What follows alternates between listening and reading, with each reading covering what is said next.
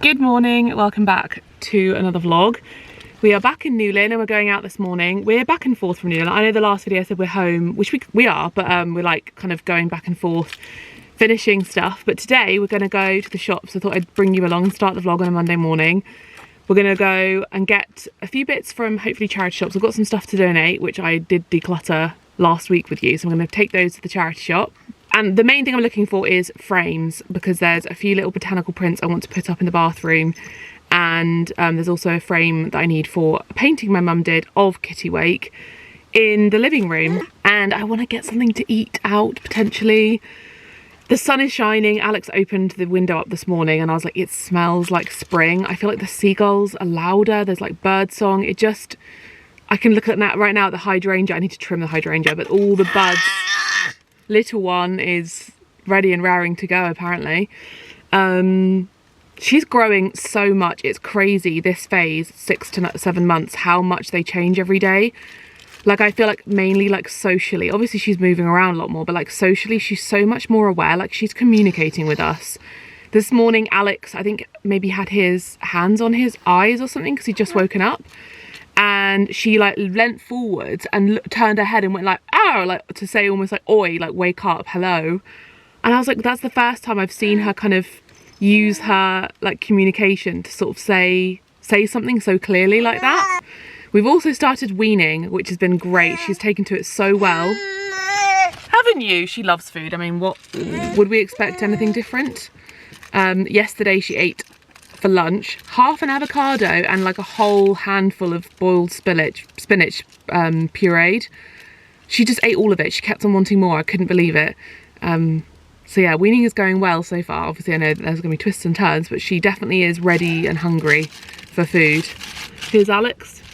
I had to run back in because there's these prints. Let me show you them. These lovely prints I got actually in an antique shop in Penzance, and the intention was that they would go up in the bathroom, so I thought I'd bring them because otherwise I will forget what size they are. So they don't have to be in matching frames, but that would be quite good, but obviously I don't think that's going to happen. But I just would need some like little frames or bigger frames, and I buy some mounts, whatever we reckon. Look how cute. And if you come and stay, this is what is at the end of your road, Newlyn Harbour. Help out so it doesn't go flat, but it doesn't stay afloat. I don't think it'll pass the MOT with that because of constant warning sign on the dashboard. Oh, little one. Family outing. Right, Alex is going to dig into these frames for me. What about that one with 3? Wait, that one there, right in front of you. Yep. Oh my god, is that literally perfect? Literally. Well, let me find that. Yeah. Have they got the name of them at the bottom? Yeah. So that we decided wasn't suitable, but there were 2 lovely gold frames with actual Newlyn like prints in them, and they mounted on green, so we bought those. Not right for the botanical prints though, but we'll keep looking because I'm sure we'll find something. We've got all the lovely books for International Women's Day. Alex was saying we should get this one. Suits both of our passions.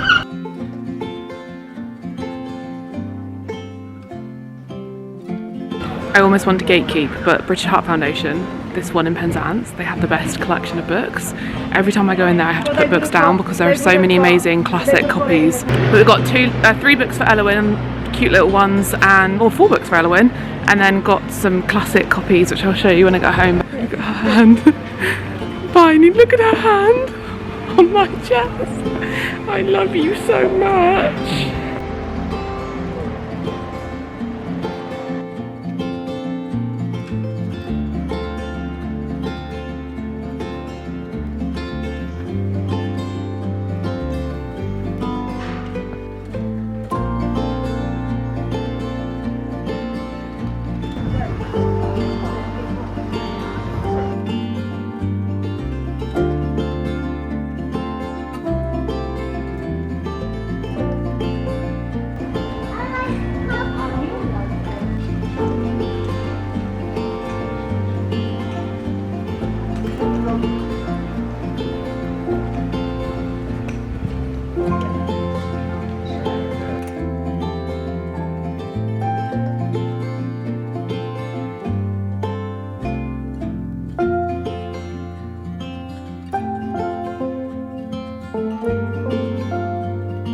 New Cornwall Hospice.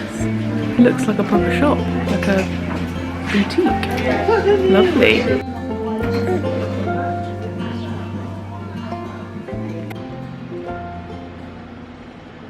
We've come back to the car just to drop everything.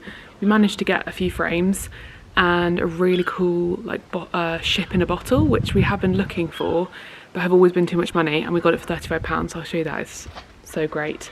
She is fast asleep. Took her a while, but she's now fast asleep. So Alex picked me a sandwich up from Loaf, so we're just gonna wander to the front and eat my sandwich and enjoy the sunshine. We actually haven't done this in so long, have we? Just had like a break to just hang out. It's nice. They do a really fantastic vegan.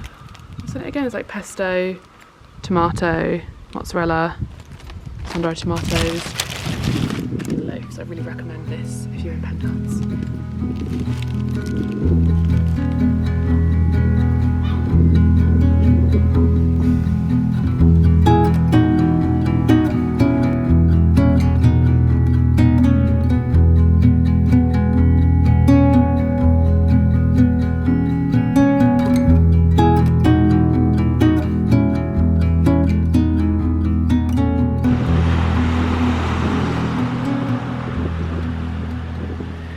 Good morning everyone. Little one just woke up. I did just try filming this when she was napping, but then she woke up pretty much straight away. So I'm starting again. I did a Q&A on Instagram a few days ago and I actually didn't get to answer all the questions, so I thought I'd answer some of them on here with you because why not, may as well. And the first question that someone asked was whether I was pregnant in the cover photo with Elowyn, and yes I am. I don't know if I've ever said this, but I feel like people are maybe confused by the timeline of this book, because when it comes to books you write them and hand them in so far in advance before they actually come out.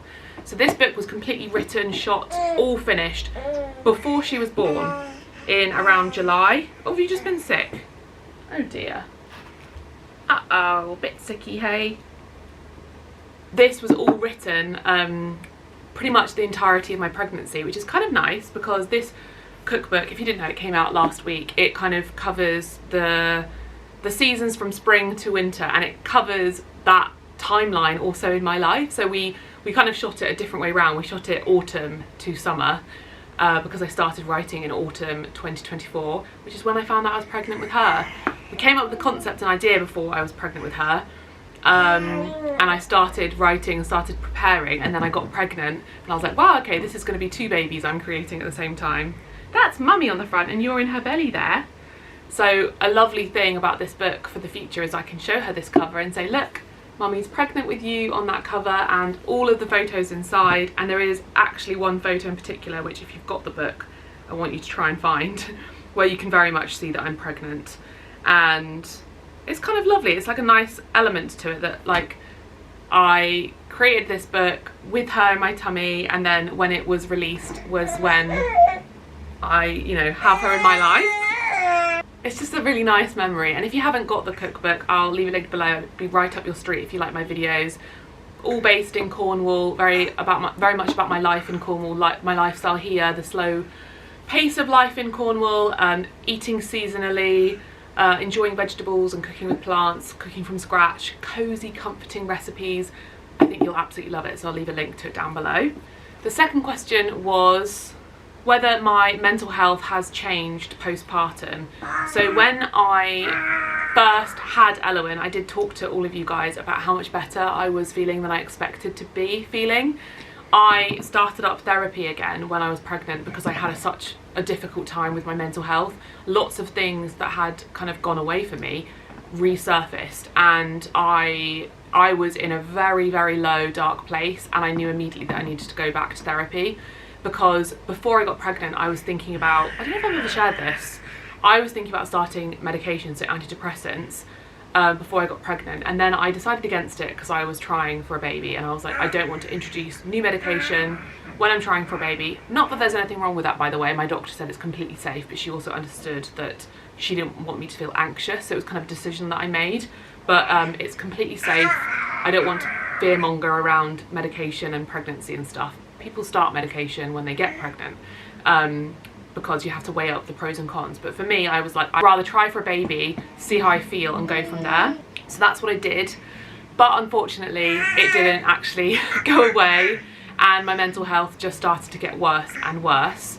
And so I started therapy in my pregnancy, and one of the biggest things that I had to battle was worrying so much about her, about becoming a mum, and also about postpartum depression. And I was just in a very low state of mind, finding life very difficult. And so when I had her, I just was so happy. I think maybe because I was overdue, maybe the hormones, maybe the adrenaline. I was just really, really happy. It was a very, very challenging time. Breastfeeding was extremely difficult. The tired, sleepless nights, figuring out how to be a new mum were all so hard. But my mental health, in terms of like the ruminations and the difficult thoughts, they just went away. And I think it's partly because the thing that I'd always wanted for so long finally was here. And I was so happy, and I think I shared that with you, how good my mental health was. And then when I got my period at the beginning of this year, literally on the 1st of January, that's when I started to experience the mental health sort of ups and downs that I'm used to again. Kind of like, oh, okay, yeah, this is what I used to experience. Maybe not so severely, but it did come back a little bit. Oh, Alex is ringing me. 1 second. Hello? Hello. So I just left you. Yeah. Is there anything, so I'm going to Argos, is there anything else? Well, we need dinner. Unless you just want to get a takeaway or something on the way home. Do you want to get 2 pizzas and some soup so we can have some bread and soup for lunch? Oh, yummy, okay. Oh, and also weaning for her. What's her... Get a normal aubergine. Okay, just so I check with you. Lovely. Okay, I'll see you soon. See you soon. Okay, love you, bye. Bye. Where was I? Yeah, so when I started my period, I started to have those ups and downs again, and I was a bit like, okay, this is what I remember, and maybe it's also to do with life stuff, but I did have quite a rough patch a few weeks ago. Maybe that's why when I went a bit distant online, I kind of stopped posting on Instagram for like a whole month. And it's because everything was becoming way too overwhelming. It was life stuff, like being back and forth from home and here, and just kind of wanting this to be over, and then like stuff in my personal life and things going on that just meant everything was way too much. But the difference this time is because I've had therapy, because of my recent ADHD diagnosis, I have so much more awareness about myself that I actually took the steps to help myself. So I spoke to people, number one.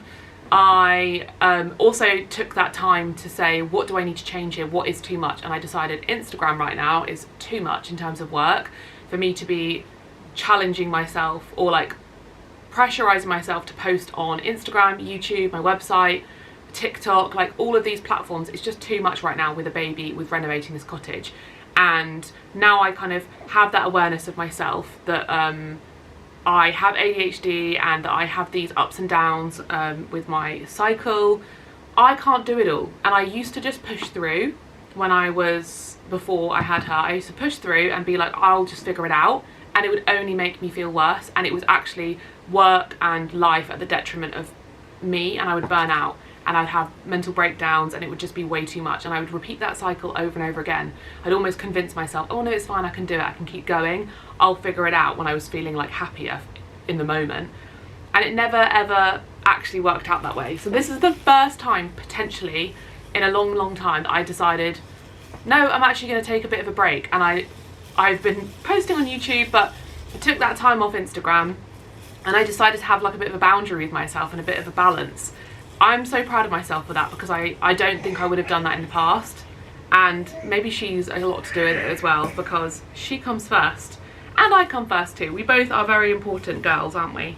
And that brings me to the paid partnership of today's video, BetterHelp, who have been supporting me in this channel for so long, and they have supported me in terms of my therapy, because I have learned so much through having therapy consistently, and I'm very proud of myself for keeping that up and noticing when I need therapy and doing that for myself, because I've come a long way.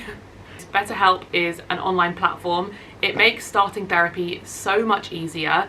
When I first joined, it was very, very easy for me to just do a quick questionnaire about the struggles I was experiencing, what I wanted out of therapy, and then I was paired with a therapist, and I think it was within about a day or two I was paired with my therapist, and I absolutely love my therapist.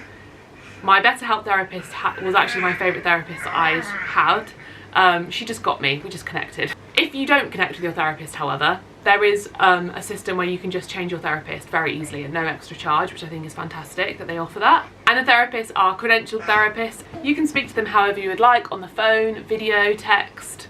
Over 6 million people have gotten help through BetterHelp so far, which is crazy. That's so incredible. And they have a 4.8 rating out of 5 on the App Store. I would really recommend therapy, and I'd recommend BetterHelp. I've got a link down below which gets you 10% off your first month. And loads of you have joined therapy through my recommendation of BetterHelp, which makes me so happy, because I feel like we've built a community here where we can all be honest with each other and about what we're going through. If you are postpartum and kind of experiencing those waves of emotion and things that are changing in your life, or if you're pregnant, because it is a wild ride and we go through so much as women. Right, next question.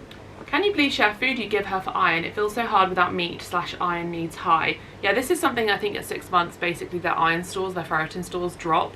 I am breastfeeding still, and I intend to breastfeed her for as long as possible. Obviously I know not everyone can do that or has chosen not to do that, but that is something that if you are breastfeeding, try to keep breastfeeding, because they get all of their nutrient needs from breast milk, and it can be a big part, especially when they're this little, it can be a big part of their nutrition needs. So that's one thing I'm doing, and hopefully she'll keep up with that.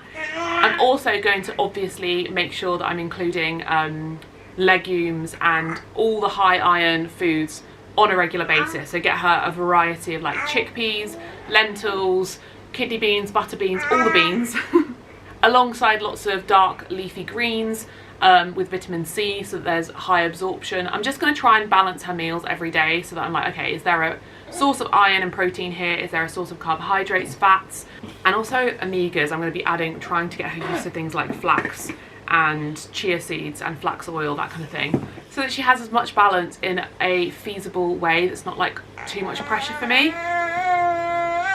I might actually see a dietitian, like a one-off session, just to get maybe some clarity on that with her. That could be something that I would recommend as well. You do, if you're worried about it, if you don't have that knowledge yourself, see a dietitian or a nutritionist, just like a one-off like pediatric dietitian or someone who specializes in kids. So, but if there is a worry there, that's what I would recommend. Next question is, what is our next renovation project? So now we're done with Newlyn. There are loads of things that we didn't get to do at home or have been putting off that we want to do. One is a huge project to the outside of the house to damp proof it. We need to repoint, and we need to replace the gutters, soffits, fascias. It's a massive job. We need to scaffold the whole house, maybe even fix the chimney stacks. It's a massive job, and it's also very expensive. So it's something we've been putting off, but we're hoping to have on the calendar, if not this year, then next year. But we're kind of planning for that. As you know, we've had a bath in my dressing room for literally years. Again, it's another thing that kind of always got put to the bottom of the list. To be honest, now I'm discovered that I have ADHD, probably because of friggin' ADHD, because I get excited about something and I start that, and then I forget about the stuff that's kind of maybe a bit more important. So doing the bathroom probably was a higher priority, but because we kind of need to gut the whole room and start again, it's been put off. So that's one thing that I would really like to do this year, is finally put the bathroom in, because I don't think it will cost very much money, hopefully, because now we've got a lot more experience. I feel like we can do a lot of stuff ourselves.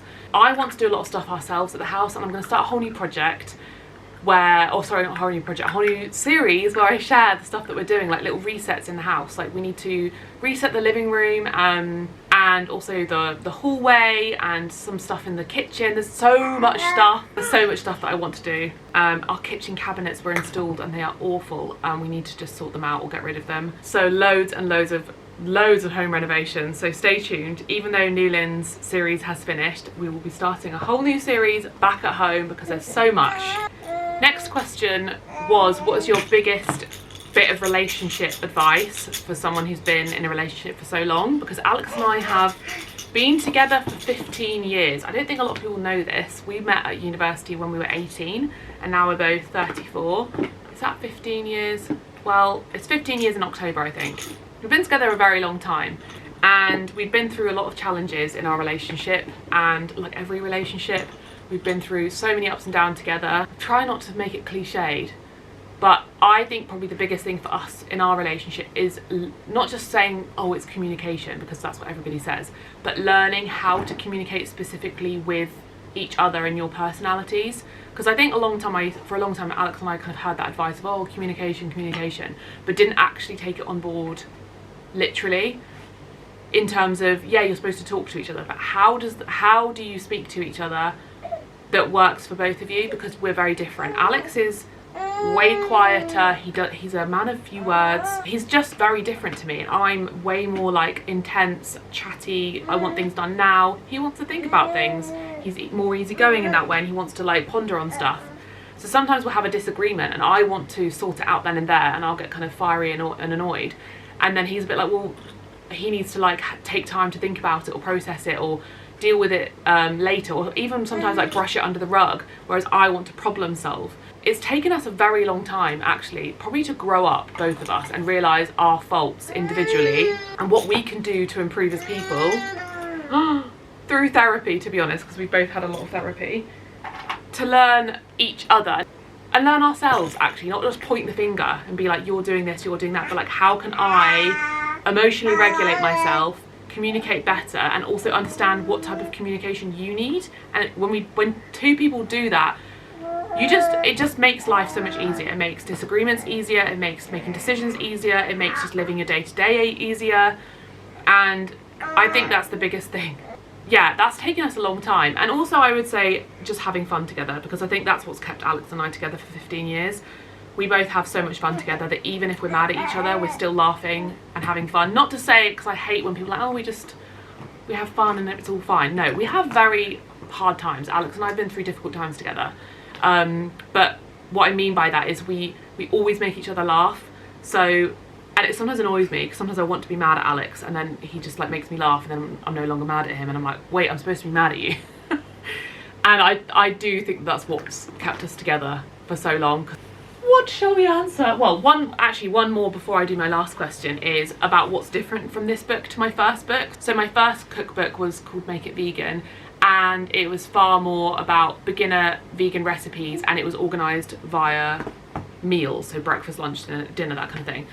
Whereas this book is seasonal. So the focus is very much more about what food are you eating at this time of year, what vegetables are in season, what sort of holidays are there, like Christmas or Easter, what things are we doing at that time of year? Are we going to the beach? Are we eating at home? Are we having a cozy drink? That was kind of the inspiration, which was really fun.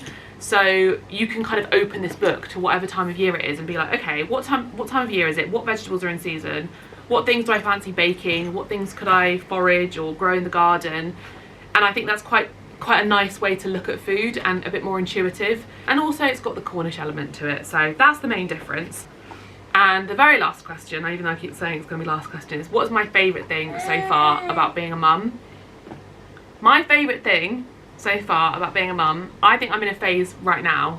There's loads of things, it changes all the time. But something I was thinking the other day is I have really loved breastfeeding.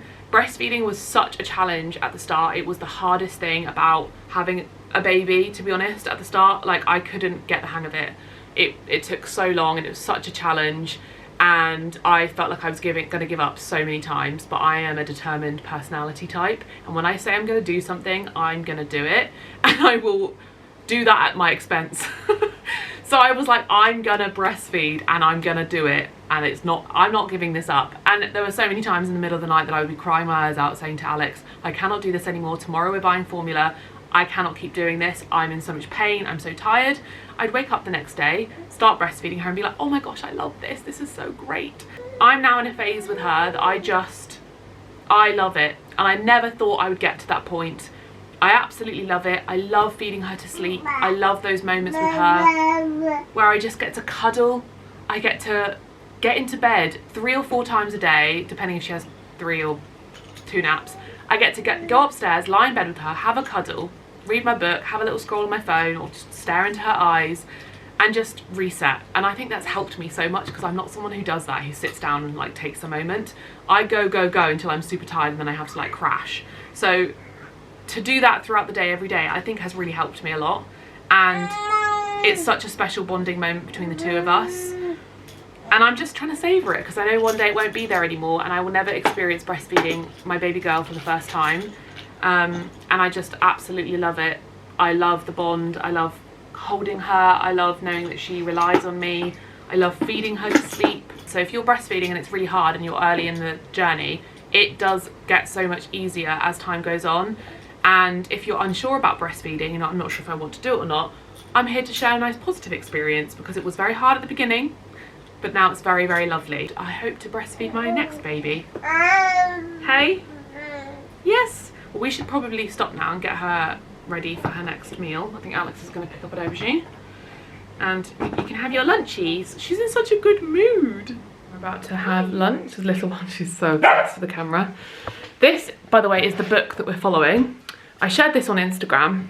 This is How to Wean Your Baby by Charlotte Sterling Reed. My sister lent this to me, and she used it with her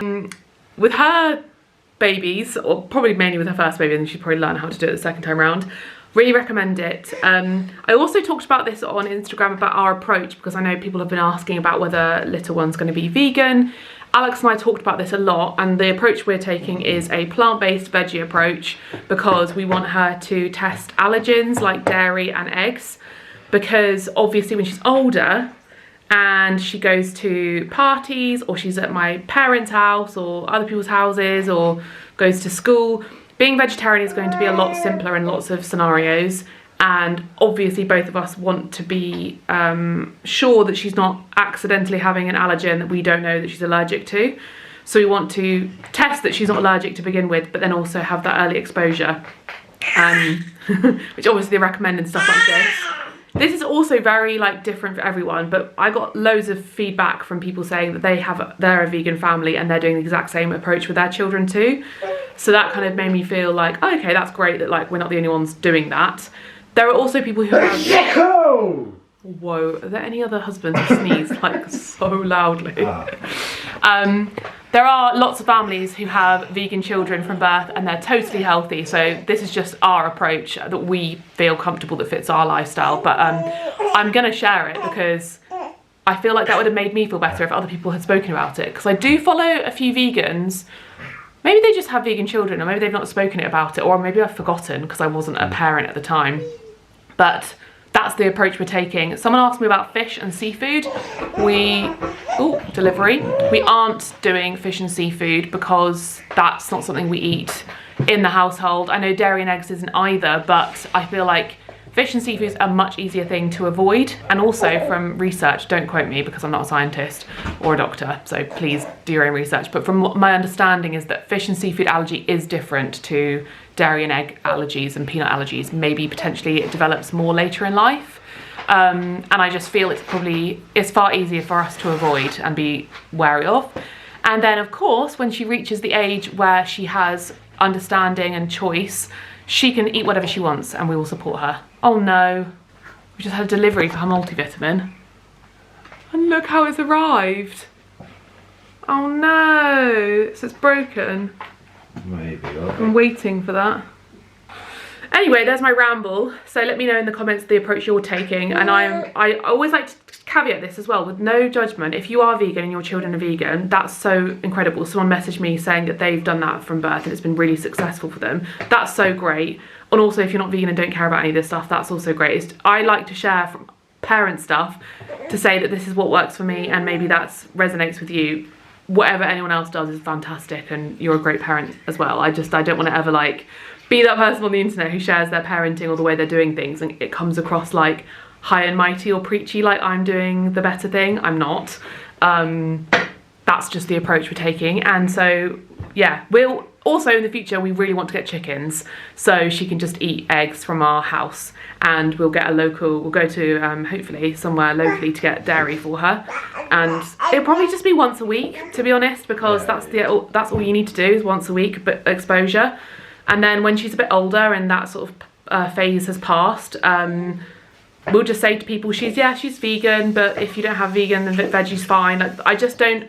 The other part that I didn't actually caveat as well was the fact that I've come from a history of having an eating disorder. I really want to be mindful of her not having like negative relationship around food. And by the way, she's not just sitting here, we're waiting for the food to cool down. I want food to be neutral for her, and I don't want her to be stressed about food. So I don't want her at parties to feel left out. I don't want her to feel conscious of food or embarrassed or awkward. I want her to feel normal. And vegetarian, I feel like, is so much more accepted and so much easier and more normal that it won't be a thing. And yeah, I just want her to have complete, like, just food just doesn't have to be a worry or concern at all for her. And I just fear that veganism, if it is strictly enforced, that could do that for her. You know, if her friends are having a pizza, I want her to have pizza. Don't we? It doesn't matter, basically. I need to be less strict. And also, if she did happen to eat something that wasn't vegetarian, also, I'm not going to get mad about it or like be like, oh my goodness. Like, obviously, I'd probably be a bit like, oh, why did that happen, and figure it out. But yeah, there's my spiel. And please be nice. Everyone on Instagram was very nice. I don't see why they wouldn't be on it on YouTube. I think gone are the days of people being judgy about veganism stuff. Mainly. Maybe this is some of her bits we can use now. We've given them a wash. No, this is not the re-delivery. This is the new delivery. This is the stuff I ordered literally. Oh no, it's not. So I made a bit of a boo-boo. I got stainless steel because I was like, I want to avoid, obviously silicone is fine. This is silicone and stuff, but I was like, I want to try and avoid too much plastic. And then I realized actually stainless steel maybe is not the best thing to begin with because it does retain heat, and I saw other people talking about that. So I also ordered some bamboo. So we can kind of try out both. Maybe this is good for like cold foods or when she's a bit older. I think they're attached together. But look how cool they stick. And then what have you got? Oh, bib. We were literally just saying she's run out of bibs. So we'll give these a wash and we can give her some broccoli. That was the bib we were using. This stain did not come out. So we got, this is what we said, we got the stainless plate set from Panda Bear, Panda Ear, not Panda Bear, and also the silicone bibs. And then I've also ordered, I think maybe from Panda Ear as well, or Bibado. You sent it to me. It was yeah, it was like the outfit that they can put on, like a set. And a bamboo set of plates, because I can now see why stainless steel, if you just like have your broccoli ready and you pop it down, it's going to stay hot. So this would probably be better for like cold foods and when she's a bit older. But yeah, I'm not the mum who's like crazy about plastic, but if I can avoid it, I'm going to try and do my best. Same with like organic, kind of like literally what I've just said about veganism and vegetarian. It's like I'm going to do my best, but it doesn't have to matter so much. So I'm going to try and give her organic food best as I can, but also don't worry about it. Maybe the approach is like an 80-20 approach, which is sensible, hey, for you in the future. So on the menu today is broccoli blended with some of my breast milk and then some florets. So this book recommends a mixture of purees and like finger foods. We haven't blended it too much because she's actually been doing pretty great with it and I want to experiment. So grown up with her bib and her spoon and her plate.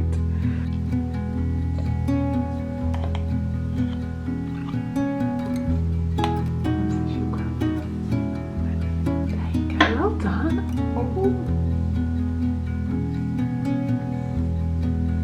That's it. Oh.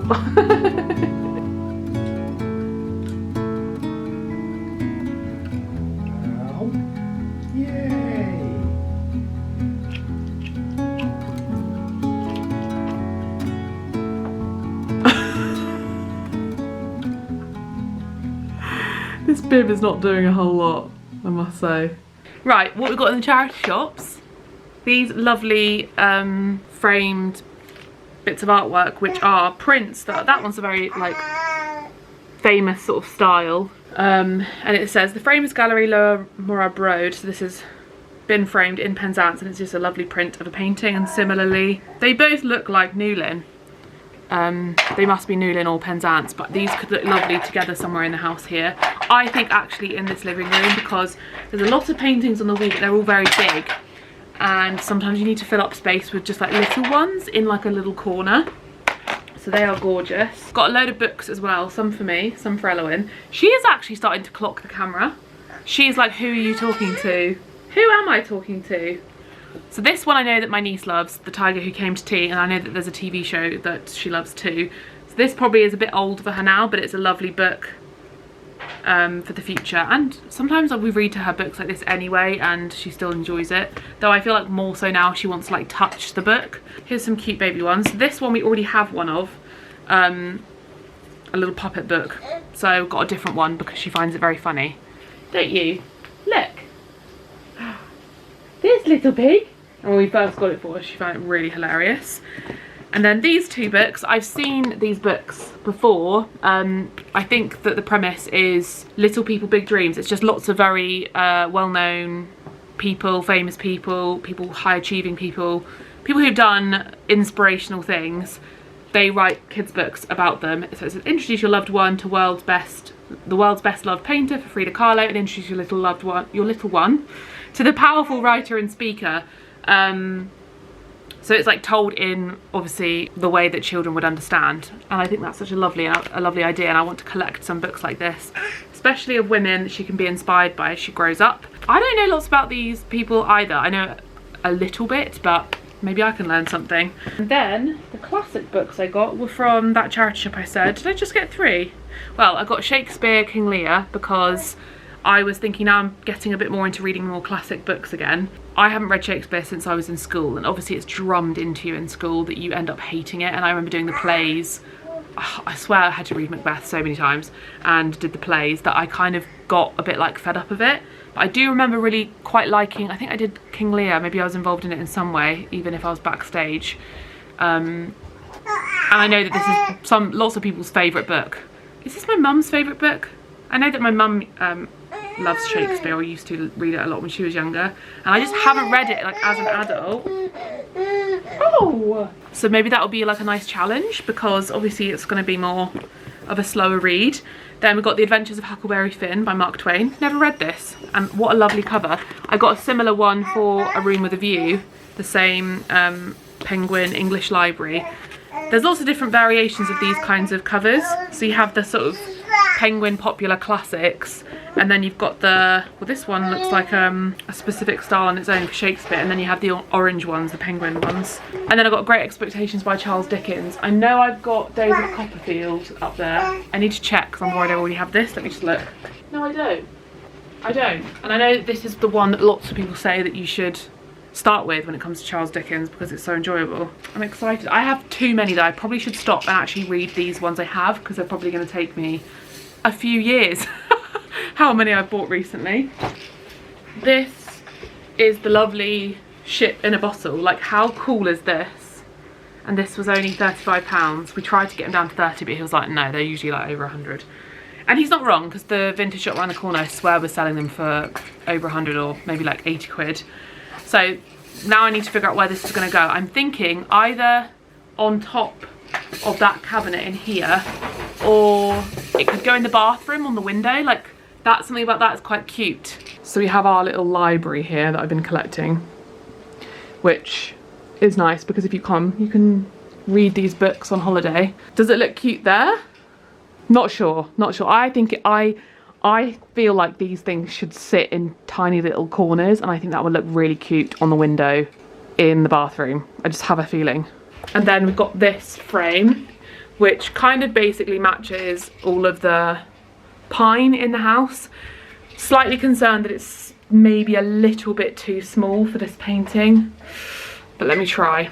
It does need a good old clean, but let's just, I think it's going to be too small.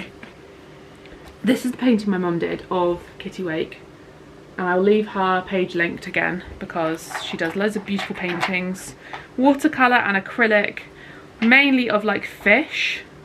She has done the cottage and she's done like lobsters, and recently actually she did a pear for me, which is really beautiful, which I can show you. But on that wall I wasn't sure about the white frame. I just fear it's going to be too wide. See what I could do. I think what I'm going to do is temporarily I'm just going to tape it. The thing is, it cuts off the beautiful, it cuts off the little terrace sign, it cuts off the little cat. Unless I move it to the side a bit. No, it'd be too... Still can't see it. I love the little kitty on the side. It cuts off her signature as well. But still a very nice like wooden frame that could be painted, that could be used for lots of things. It's only £3, so it's not the end of the world. I just really want to find the right thing for this so we can have it prided place. But we'll find it. Little one, let's learn a bit about Frida, shall we? Little Frida was born in Mexico. When she was at school, she got really sick. Frida was brave and different. She liked to dress differently too. Painting by painting, Frida and her art got better. So she visited the famous artist Diego Rivera. He liked Frida's work very much. She's well into her stage of only being interested in stuff that isn't a toy and she's not supposed to have. So that means remote controls, phones, plastic, any tools we're using, the camera.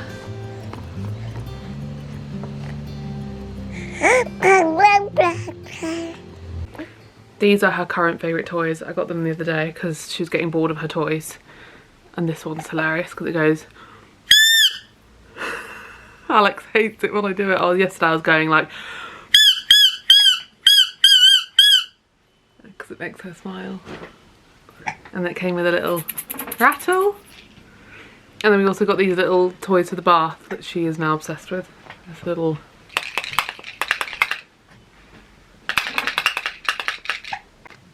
So her new little bowls and spoons arrived. This one is Panda Bear. Panda Ear. Why do I keep saying Panda Bear? And then so these.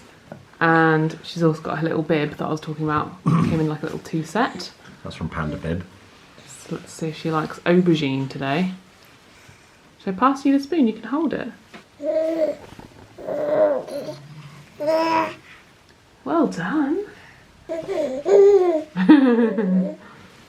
It is raining like crazy, so I look like a wet dog, but we're heading back home. Just our car is always full like this. You can't even see out the back because we're constantly ferrying stuff back and forth, and we've had to return quite a few things that we've ordered for the house that haven't been quite right. Lots of trial and error. That's the thing with ordering online. We've ordered quite a few things that haven't turned out how we wanted them to be, and so there's lots of packages to be returned. We prefer doing laundry at home because we've got the Argo that you can dry it on in a tumble dryer. So whilst we're renovating, there's not like loads of space in this house to dry the laundry. So we've got laundry, we've got toys with a baby, there's so much stuff.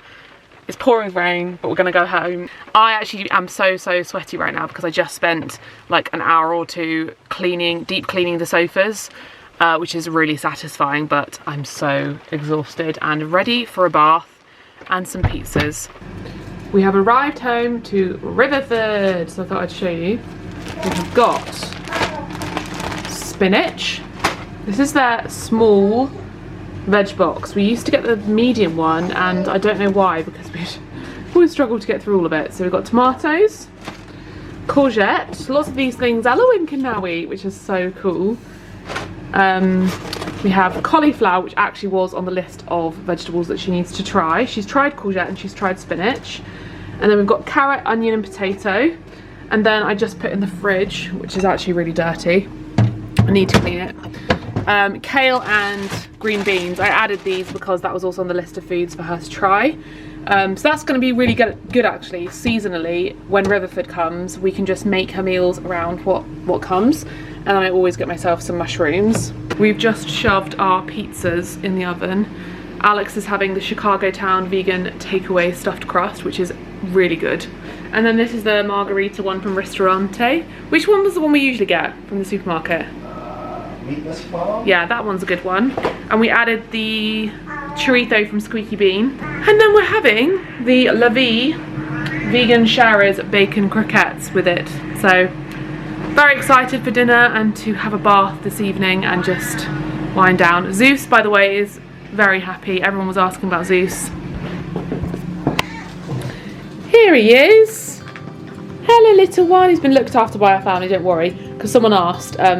We definitely could not have taken him with us to Newlyn. He is 17, 18, he's very old, and he's actually a pretty spring chicken for his age. He's pretty happy. However, he is the scarediest of scaredy cats on the planet, and if I was to put him in a car at this age, I just don't think he would have made the journey. He would have had it just would have been horrible for him. He'd have pooped. It would have been extremely stressful. It's like 40-minute drive, half an hour drive. Like, it's just, I would never do that to him. He's very well looked after, very pampered and very happy cat. And it would have not been good for him to go to Newlyn. So there's your little Zeusy update. He was very happy to see us this evening. So I'm gonna sign off from this week's vlog, and I'll see you in the next one. Don't forget to buy my cookbook. And yeah, I'll see you next time.